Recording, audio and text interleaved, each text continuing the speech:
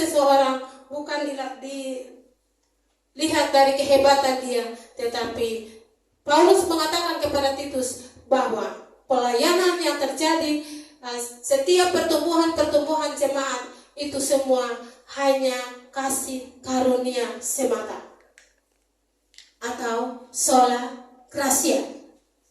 Semua karena kasih karunia Allah. Jangan ada orang yang memegahkan diri. Seperti ingat pembimbing tadi, jangan ada orang yang memegahkan diri. Karena apa? Semua keselamatan yang kita peroleh, anugerah yang Tuhan yang kita peroleh hanya kasih karunia semata. Ayat yang ke-11, mari kita perhatikan poin demi poin. Ayat yang ke-11 firman Tuhan berkata, karena kasih karunia Allah yang menyelamatkan semua manusia sudah nyata. Ayat ini berhubungan langsung dengan ayat yang pertama dalam pasal yang pertama. Bahwa semua yang terjadi dalam pelayanan-pelayanan yang terjadi baik Paulus dan juga Titus yang melayani di Kreta, semua hanya kasih karunia Allah. Tidak ada orang yang bisa, gara-gara saya menjadi pemimpin di tempat ini makanya ada perubahan. Tidak ada. Semua hanya kasih karunia Allah. Karena kasih karunia Allah inilah jemaat Kreta bisa berubah ke arah yang lebih baik. Semua perubahan bukan karena kita, tapi semua hanya kasih karunia Allah. Pertumbuhan jemaat karena kasih karunia Allah. Bertumbuh seperti apa? Bertumbuh ke arah Kristus, ke arah pengenalan yang benar akan Kristus. Mari kita perhatikan kasih karunia Allah. Dalam pembacaan pagi hari ini kita akan melihat kebenaran-kebenaran firman Tuhan yang dapat kita pelajari. Yang pertama, kasih karunia Allah mendidik kita, mendisiplinkan kita.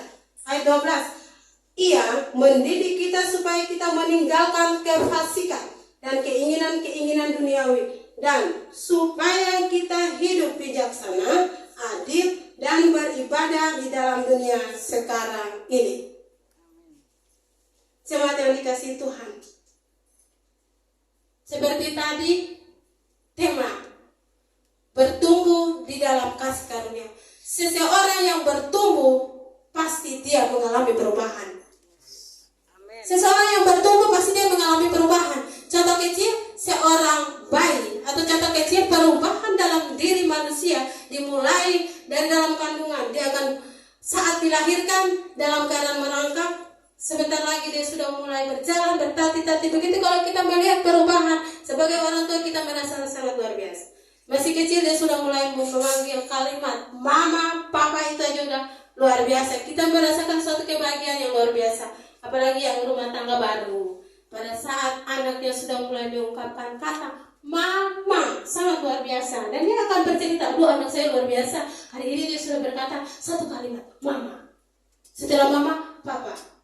Setelah itu kita akan belajar, dia akan bertumbuh. Kita belajar, ajari dia untuk dia berjalan. Sudah mulai masuk dalam pendidikan TK, SD, SMP, SMA, perguruan tinggi, dan selanjutnya dia sudah masuk dalam tahap dewasa dan menikah dan seterusnya, mengalami perubahan. Bertumbuh artinya mengalami perubahan. Bapak Ibu jemaat yang dikasihi Tuhan, mengalami perubahan seperti apa? Firman Tuhan pagi hari ini, kasih karunia Allah menyelamatkan kita. Ia mendidik kita supaya kita meninggalkan kefasikan dan keinginan-keinginan duniawi. Supaya apa? Supaya kita hidup lebih bijaksana, adil, dan beribadah dalam dunia sekarang ini. Kalimat kefasikan, Bapak Ibu bisa perhatikan di Alkitab masing-masing. Kefasikan ini dapat diterjemahkan bahwa kita sudah tahu ini benar, tetapi kita masih melakukan hal yang jahat.